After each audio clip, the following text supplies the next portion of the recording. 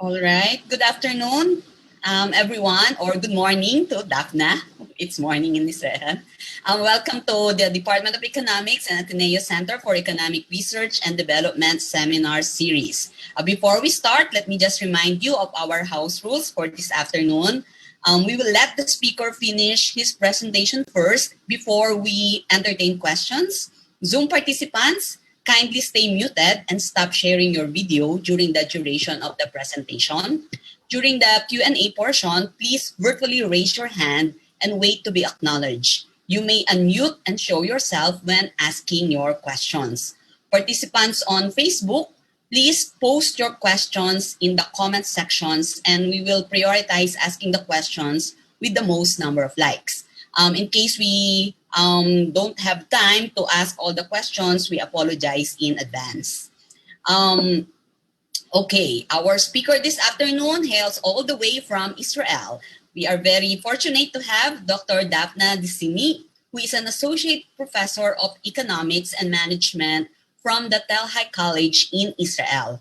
She is an expert in natural resources economics and market design. In the last decade, she devotes her time to policy analysis and sustainable economic development in East Mediterranean countries, including Israel, Jordan, and Egypt. She is on the board of consultants to the Israeli Ministry of Finance for the spatial planning of the Mediterranean Sea, a board member of the Scientific Water Association in Israel, and a member of the European Association for Resource and Environmental Economists. Her theoretical research and practical policy design were published in leading journals in the field of economics and resources management.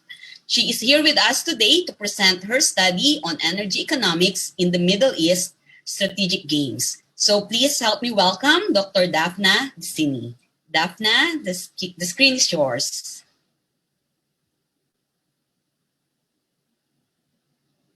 Dafna, you're muted. Thank you very much. Thanks for hosting me. It's my pleasure. I will put my presentation on the stage.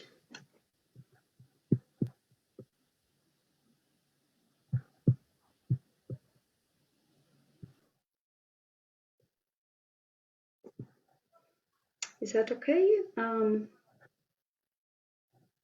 Yes, Dafna. Great. Thank you. So my talk is titled Energy Economics in the Middle East. And what I will present today is actually enlarging a focus on the game or energy game between the MENA countries. In my talk, I will primarily discuss Israel's strategy. Israel is a small country in the region, and it's an interesting case study that plays a strategic games in this market, in the energy market of this region. It is a small country of about 50,000 kilometers squares in size with a population of 8 million that turned to be a key player in the MENA region. Physically, it is located at the center of the map, as you see. Here is Israel. It's a very, very tiny one related to all the big or large countries in the area. And I will present today the situation of energy balance in Israel and its relation with the neighboring countries.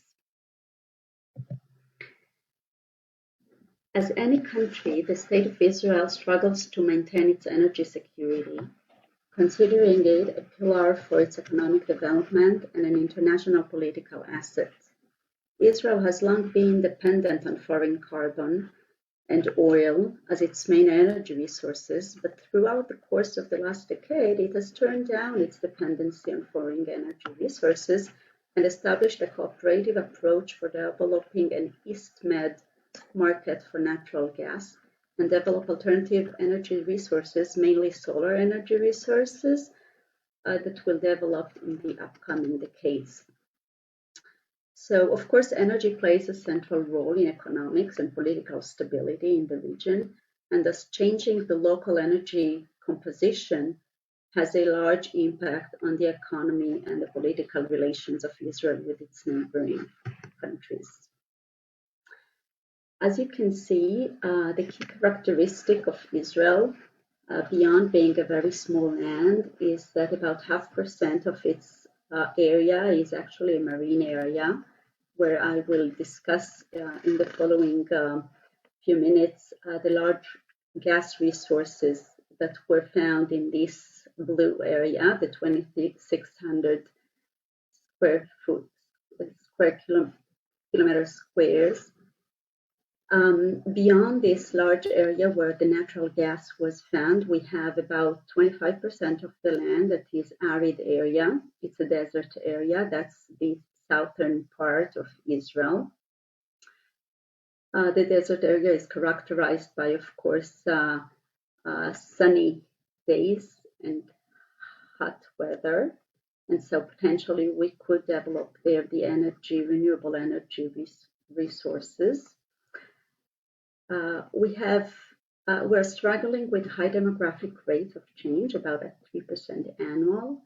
We have a limited additional landscape that is mainly covered by agricultural landscape. That's the yellow dots that you see around in the center of the map, and which is characterized by a Mediterranean climate, where most of the population also lives. So these are urban and agricultural areas where the development of energy is relatively limited. We have very restricted wind and water energy resource. And at last to mention, it is a nation of innovations. Because of these restrictions and lack of natural resources, at least up to now, beyond the discoveries of natural gas, we're looking for alternatives, and the alternatives are more than else given by the technology that we're developing. So, as I said today, I'm focusing on the MENA countries, but at the center of my talk is Israel and its relation with its neighboring countries, Jordan and Egypt. So I'm focusing on this triangle as I would like to highlight three key issues.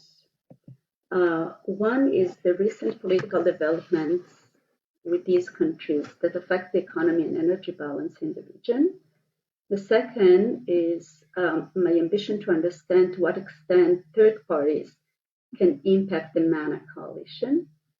And at last, to understand the role of renewable energy resources development in the political game of this region, beyond, of course, the environmental benefits and stability consideration at the local level. So I'm focusing on these three countries at the center, where I had to mention that the key political changes that we have to take into consideration are, of course, the peace agreement that we had with Egypt since '79, with Jordan since '94, and recently the join of Israel to the EU systems fully, let's say, a relationship with the EU since 2000, and at last with the United Arab Emirates in 2020 and Bahrain. So these peace agreements are maybe affecting, of course, the energy strategy of Israel and the overall economy. So let me start by looking at this triangle of Israel, Egypt, and Jordan by detailing a little bit more about each of these countries and presenting you its relative strengths and weaknesses, so we can discuss the relation between the three and how third parties interactions like the EU has a direct impact on relationship of Israel with its neighboring countries and beyond it. So Israel's local objectives are primarily the transition to solar energy, along with storage solution that needs to be developed. It set as an objective to invest and develop an alternative renewable energy technology, including carbon sequestration and H and wave energy, improve household energy consumption, energy transformation consumption efficiency, and transition from gas to electricity. Transition also to electric vehicles, and of course develop its international energy cooperation. As I said, Israel has traditionally been in a political challenge. While most of the Middle East countries rely abundantly on oil reserves, Israel has until recently been an energy poor state. It relied on import of oil and carbon reserves from distant suppliers as Angola, Colombia, Mexico, and also Egypt to meet its economic and pressing security needs. Yet, two recent developments have improved Israel's position in the last 2 decades. The first is the ongoing discoveries of natural gas reserves in the East Mediterranean Sea. Since the discovery of NOAA, Mary B. fields, which is of about 32 BCM, and is located in the south of Israel near Ashkelon. And following up with northern fields that were discovered, the Tamar offshore gas field, which is much larger, 240 BCM, the Dalit field offshore, about 14 BCM, and the most dramatic discovery of the Leviathan offshore field of natural gas discovered in 2011 of about 460 BCM. These discoveries altogether have turned Israel into a key player in the Mediterranean region, owning abundant reserves of natural gas for energy production. The inclusion of these reserves in the bundle of energy resources changed the local composition of energy production such that over the period from 2010 to 2020, Israel has decreased its reliance on imported energy resources from 100% to 60%. So here is in front of you the present local energy composition of Israel, and as you can see, we are decreasing our reliance on oil and gas. That's the green line that shifts down, and slightly increasing over time since 2000 because the use of natural gas for energy production. We have a relatively stable consumption of coal, although in the next decade we are planning to completely decrease the use of coal for energy production and increase production of energy from other renewable energy, including the solar energy, wind energy, and wave energy, as long as possible. The local natural gas turned to be a significant source of energy generation since the last decade, and it provides today about 35% of the energy resource window. This trend is expected to increase with the start of natural gas supply from the Leviathan that started last year and will increase over the next decade.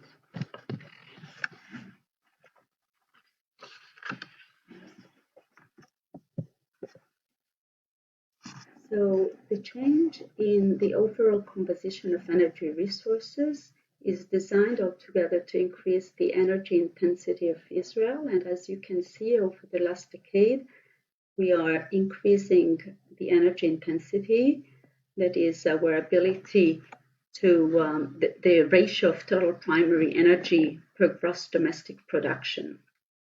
And we hope to continue and increase these trends over time. How do we transform or how do we move over time to the total decrease in coal consumption and increase in renewable energy? That's thanks to technological changes.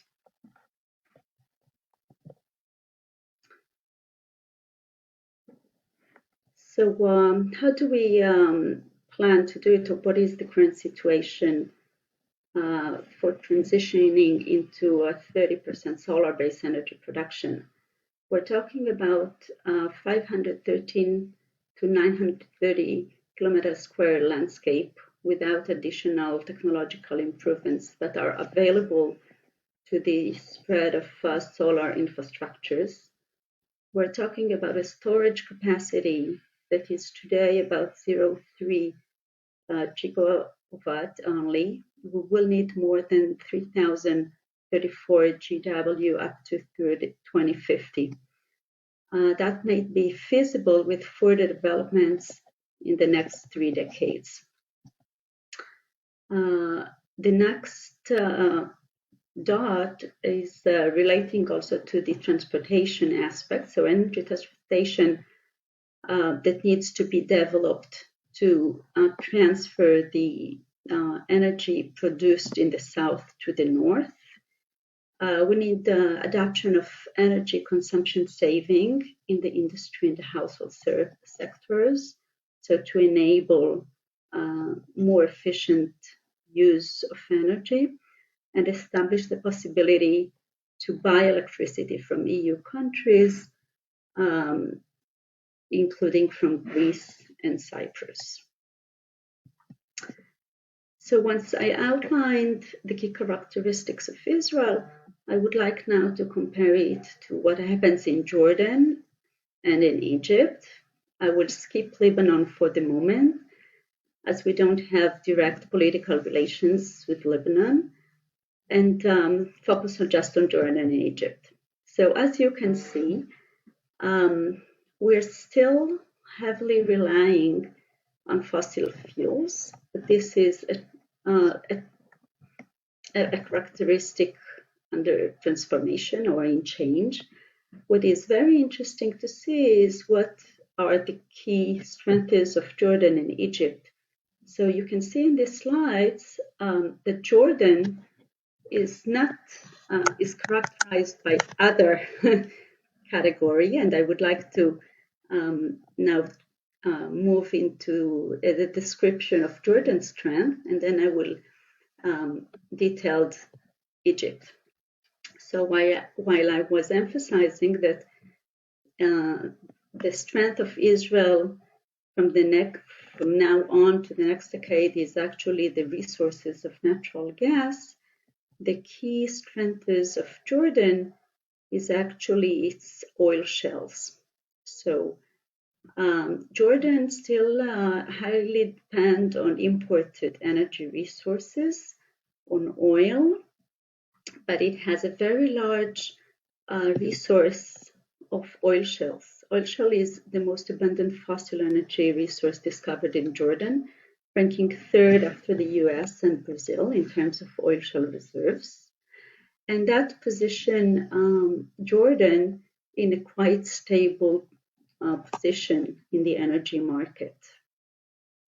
Commercial operations started in 2020 that provides 12% of the increase in Jordan electricity production capacity.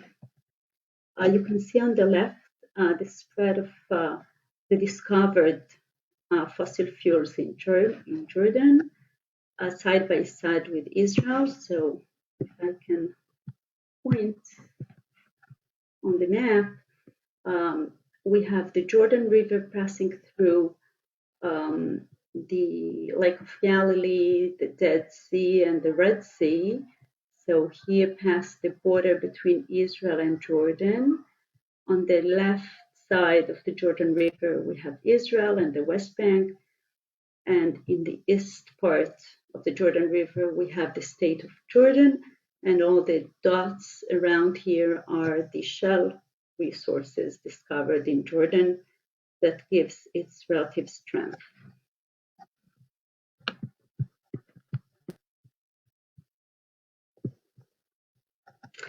And if we look at Jordan's energy balance, so the oil shale, which is a geological reserve, provides about 50 to 70 billion tons of energy equivalent. Tar sands, also a geological reserve, about 40 million tons. Uranium, which is also a source that Jordan has between 80 to 160 ppm, and uranium reserves of about 8 to 16,000 tons. We have also the development of solar infrastructures,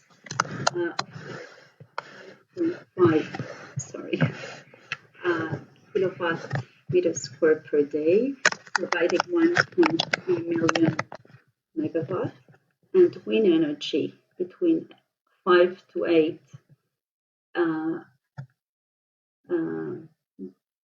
average wind speed.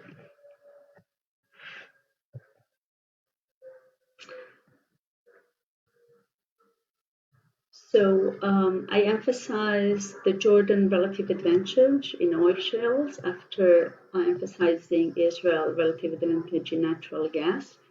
And I will transition now to Egypt, with which we had political relations or peace situation since 79, but no much economic trade and energy relations with Egypt until 2000. Egypt it has a very strong advantage in steam and hydropower. And let's see the situation in Egypt. So Egypt was the second largest natural gas producer in the North Africa until last decade. And in 2005, Egypt signed even a $2.5 billion deal to supply to Israel natural gas for the next 15 years. Under this agreement, Egypt supplied 45% of Israel's natural gas demand since 2005. But unfortunately, this agreement was interrupted with damaging the pipelines in 2008, and the Egyptian gas company announced the interruption of the agreement. Since 2018, we observe the completion of a mega project that was carried by Siemens and its consortium partners in collaboration with the Egyptian Ministry of Electricity and Renewable Energy, that includes the development of 4.8 GW natural gas-fired combined cycle power plants and 12 wind farms.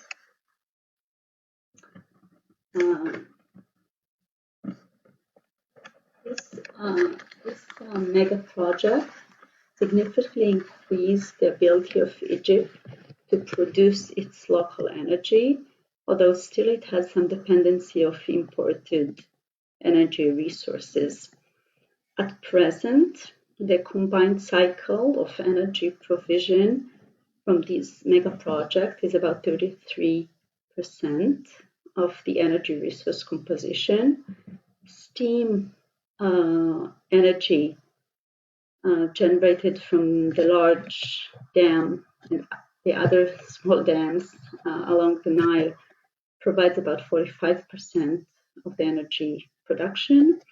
Renewables, including solar, is about 2%, hydro 9%. So actually, we would include hydro, renewables, and steams all together,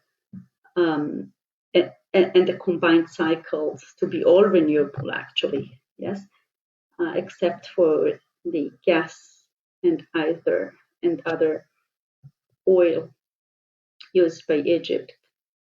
So actually, Egypt is in a very good performance if we're talking about renewable energy. Most of its energy, as you can see, is generated from steam and hydro. Yet, The large increase in population, the high percentage rate of increase in population, and the existing large population of about 40 million citizens is a heavy barrier for, it's a heavy issue that needs to be combated, and the provision of energy is still under, is not meeting the demand. So we still have to import. The Egyptian still needs to import energy resources.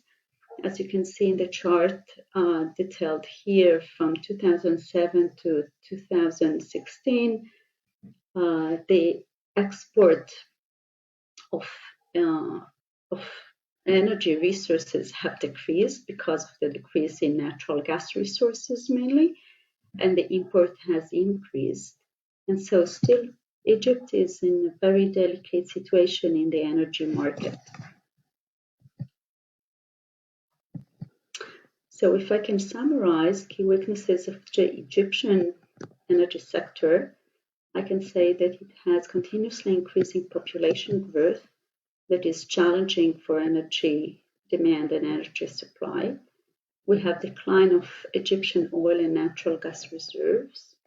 Oil reserves have decreased from 4.5 million barrels in 2009 to 4.2 million barrels in 2013. While natural gas reserves have decreased from 78 trillion cubic feet in 2010 to 77.2 trillion cubic feet in 2014. The majority of the Egyptian imported oil, which is about 4.9 million tons, comes from three suppliers, Kuwait, Iraq, and Oman, and restricting the source of import affects actually its stability and the security of domestic and political situation in Egypt. So, in this sense, the development of local agreements in the East Mediterranean in collaboration with Jordan, Israel, Cyprus, Greece, Italy, that we will discuss in the following, are very important for the security of Egypt, for the political stability and energy security of the state.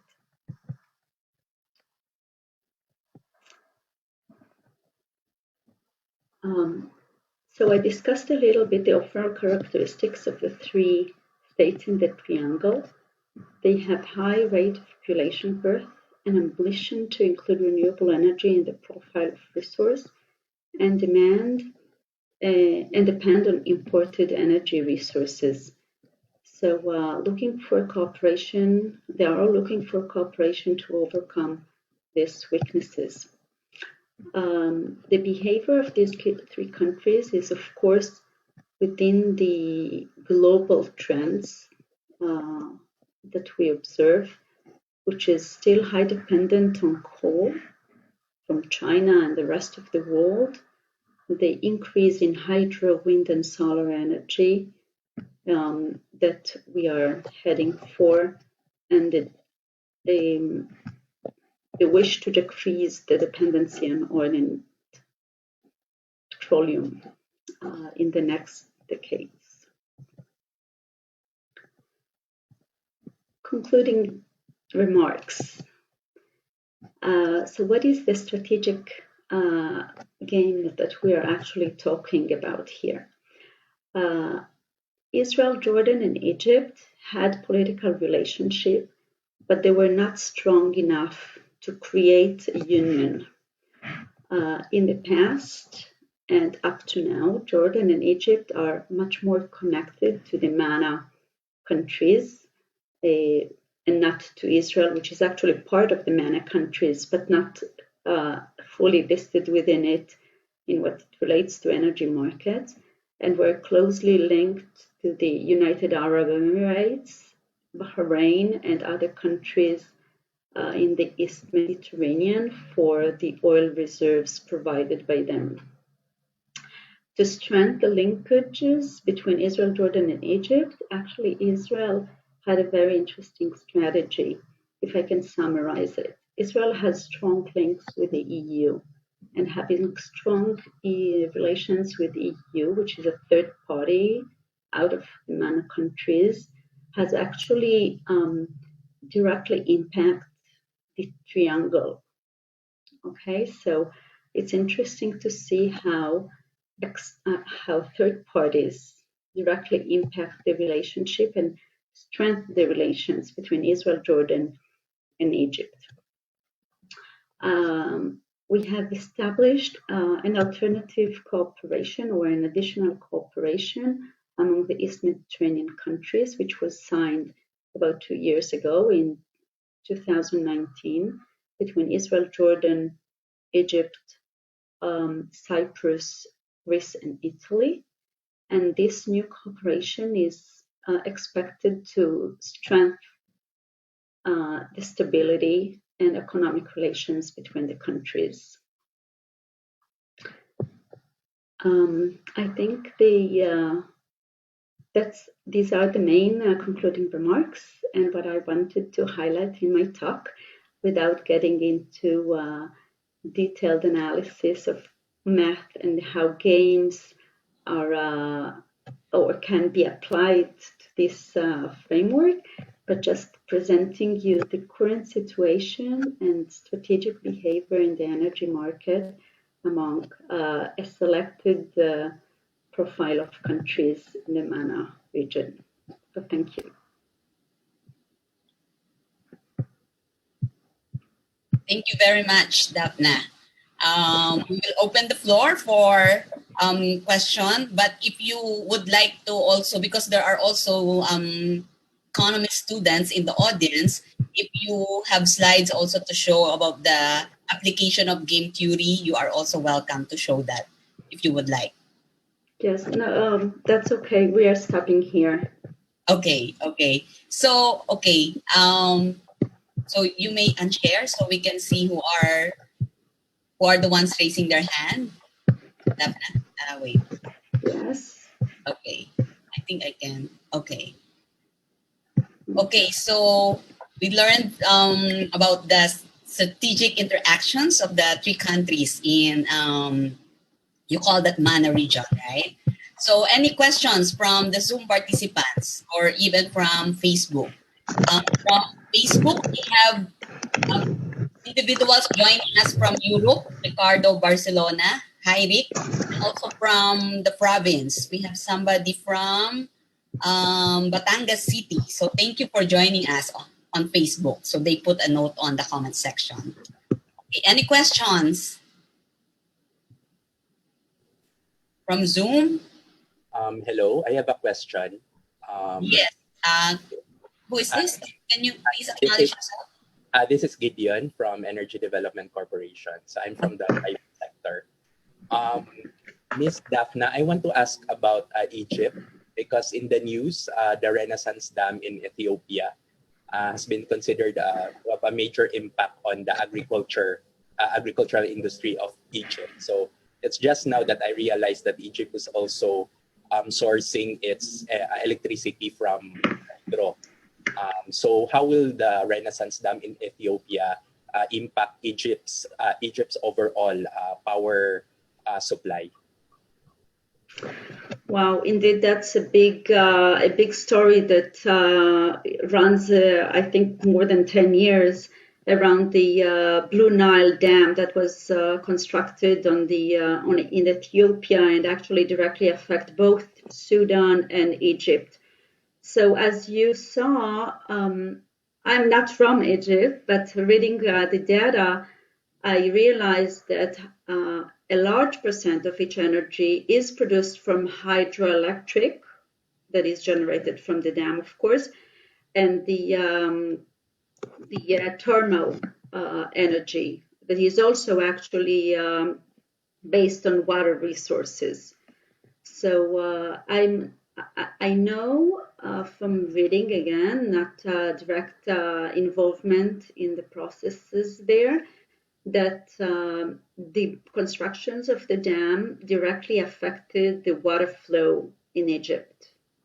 And this was a big issue affecting both energy generation and, of course, water supply for agriculture that both Sudan and Egypt relies on. I'm not sure to say what were the last agreements and how at the end of the day the incomes from the constructions of the dam are also allocated among the collaborating players, yes, about in Ethiopia, Sudan, and Egypt. But I would only guess that they got to an agreement. Needless to say that it is directly impacting the ability of energy generation and water supply in Egypt. It was a big concern for Egypt. Thank you, ma'am. Thanks, Dafna. Any other question from the audience in Zoom? Let us see. Let me just scroll. You may unmute yourself and show yourself if you would like to ask your question. Anybody from Zoom? Or somebody? Yes. Hello, good afternoon. Good afternoon, Dr. Rafago. Good Yes. afternoon, Dr. Dafna. This is Makay Banderdipi II. I'm a PhD candidate from the other side, from the DLS School of Economics. I'm interested in understanding what are your preliminary considerations in designing the strategic game involving the country supplying energy to your country. Thank you. Makay, could you repeat that? You dropped out towards the end. Oh, I'm sorry. Okay, let me repeat the question again. Dr. Dafna, what are your preliminary considerations in designing the strategic game involving countries supplying energy to Israel? Okay, so the considerations are primarily the existing resources of each country, like the starting point of each of the countries with its own resources. So I find that it's interesting to see that each of the three countries have a different strength. Israel has a natural gas, Jordan has the oil shales, and Egypt has the water resources, the hydropower and steam energy resources. Each of the three had completely different energy resources, okay, and which are valuable for the energy balance of the region. The interesting thing is to see how third parties and collaborate and international agreements to improve or to increase the rely on renewable energy actually directly impact the international relations of the three countries and the energy stability. So how our move towards solar energy, wind energy actually impact the design of energy plans of each of the states. Yes. So I think this is an interesting issue from the point of view of game theory to be analyzed, how third parties and like an external resource or alternatives that are not at least common for the moment in any of these three areas, which are the wind and solar energy, that are potentially can become the central source of energy in these areas, but are not yet there. Okay, we are still struggling with technology and land area to implement the solar energy infrastructures and or the wind infrastructures. So it's really interesting to see that all the three countries are abundant of solar potential energy, but they're not there yet. Okay, so we are still waiting for the implementation of technologies. But still, so we have kind of a common lack. We have lack of energy resources, and on the other hand, an abundance of resource that is not exploited. Okay, so I think this is a very interesting framework to further be analyzed in details and taken into an economic or econometric study, which I haven't done yet, and that's why I didn't complete the study or the econometric study to present it. But I definitely think this is actually a very interesting framework to be analyzed in a strategic game, cooperative game system. That would be exciting, Dr. Daphne. We look forward to read your paper once the analysis has been conducted. Thank you very much. Thanks, Thank you very much. Thank you po, Dr. Rapato. Yeah, Daphne, you mentioned in your slide that, of course, Israel, we know that it's a nation of innovation. How is the energy storage? The development of energy storage in Israel? So Israel is really, I think, as I said, is actually very much focusing on the development of energy sources. We are, if I will go back to the data, just a moment. So the storage capacity today is about 0.3 gigawatt only. Mm-hmm. So we will need more than 3,000 gigawatt, up to 250 to fulfill the needs. So yeah, but for the renewables like solar and wind, because we can't store it, right? Battery storage. How is the development? So the storage capacity is very low at present, and that indeed is at the center of the development and investment in Israel. How to develop storage capacity, large storage capacity, because I think we have already the technology and we have the ability, but it's not in a large scale.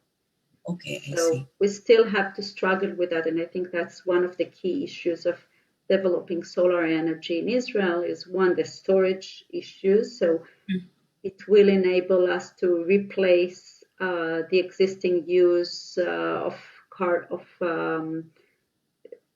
other resources, yes, oil and carbon, and also to transmit it from south to north. So this is also an issue. Once you produce solar energy at one place, you would like to transfer it elsewhere. So that's still an issue of how do you transfer the energy.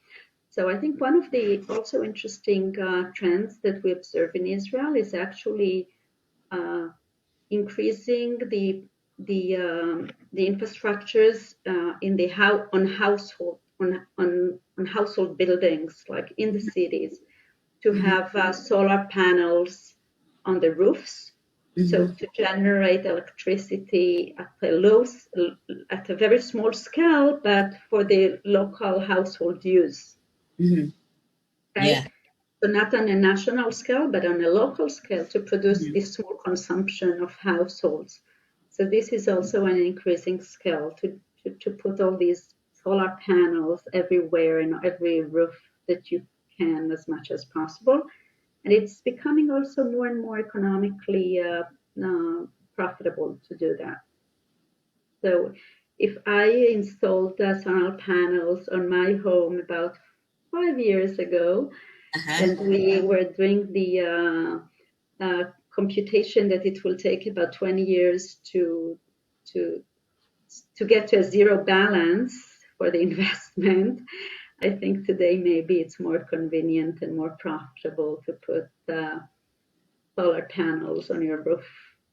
Yeah. So I don't know to what extent it is common in the Philippines.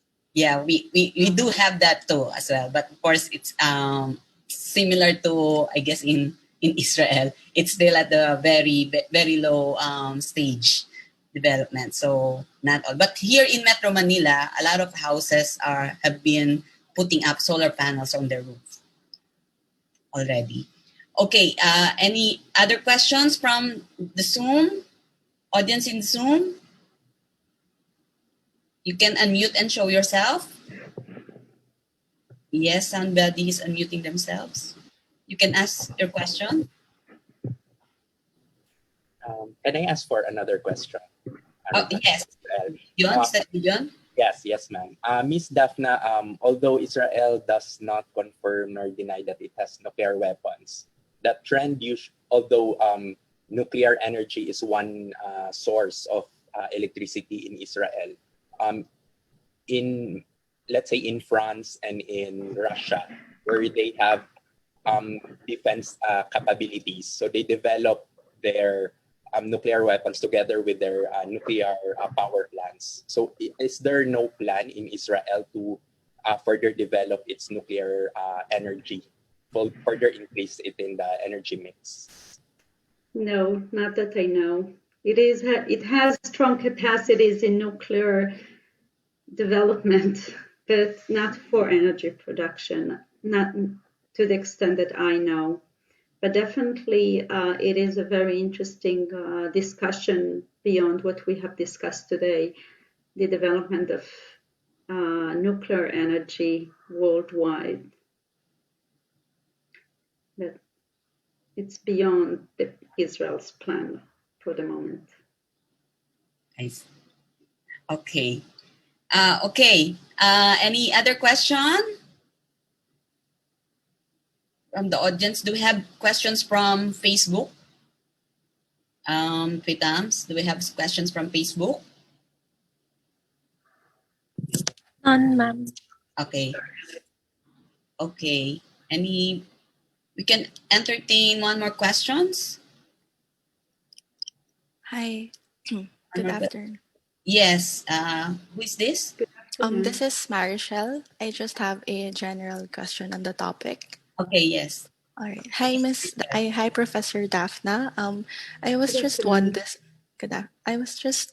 wondering, in terms of industry positioning in a global perspective, do you think the three countries, once supported by their government and once they cooperated, they would lead the transitioning to a renewable energy economy, again in a global perspective, or will the technology be an issue moving forward and it will be overtaken by the US or other developed economies? Did you refer to technological developments within the countries, like development of energy technology in Israel to be spread beyond Israel? Yes. Did you refer to that? Yes, definitely. We can already see indeed that one of the strengths in the linkages that Israel has with the EU countries is actually in the exchange of knowledge and development of new technologies, of energy technologies together with EU countries. So this is one of the objectives of the new collaboration that was signed in 2019, the East Mediterranean collaboration in energy development.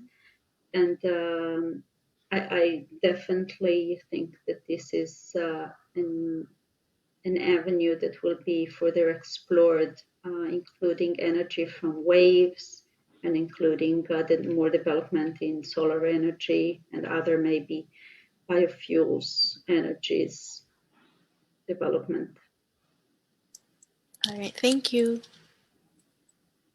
Dafna, in terms of cooperation among the three countries, you have a trade engagement, is that right? Going beyond energy resources with Egypt? Of course, we have a very, at least Israel has a very strong interest to strengthen economic relations, political relations with its neighboring countries. Jordan and Egypt already signed peace agreements with Israel, but to have a peace agreement that is not translated into actions is not sufficient. So definitely Israel is looking forward to extend its economic collaboration with the states of Egypt and Jordan and beyond it, of course. And one of the way of doing it is actually through the energy sector, because we all understand that energy security is a basic for economic development and for political stability. And thus, through the development of energy technologies and use of resources, it's a good start. But we also have collaboration in other sectors. With Jordan, also things that relates to the development of water resources, desalination plants, agricultural technology. With Egypt, we also have collaboration that relates to water infrastructures, development of textile industry, and others. So hopefully we can extend the collaboration to other sectors beyond energy. So for electricity, you mentioned that is there a plan or it's already ongoing that you are importing and exporting also electricity? That's right. We already export natural gas to Jordan and to Egypt, because Egypt natural gas actually was depleted. And today we are using the channels in a reverse side. So Israel supplies to Egypt, while in the past Egypt supplied to Israel. Okay, so these are the already existing links in terms of when you model the strategic games, right? Exactly. They already exist, but they are very new. I mean, it's something that is very recently established. I see. 2 years old, no more. Oh, okay. But the peace treaty goes way back, right? Right. I see. Okay. We're nearing the end of the seminar. If there are any more questions from the Zoom, we can entertain one more. If you have a burning question for Daphne. Okay. So before we end, let me just share our next seminar. So this will be on May 12. Our speaker is Dr. Arlan Bruchal from University of Exeter Business School, and the topic is Global Market Entry, Survival and Exit of Firms in the Aftermath of Natural Disasters. And I'd like to invite you to visit also our website, where you can download all the materials from the previous seminar, including today's seminar, right? Because Dafna has given us permission to upload the slides that she presented this afternoon. Okay, so now we are coming to the end of this seminar, and we have our usual photo documentation. So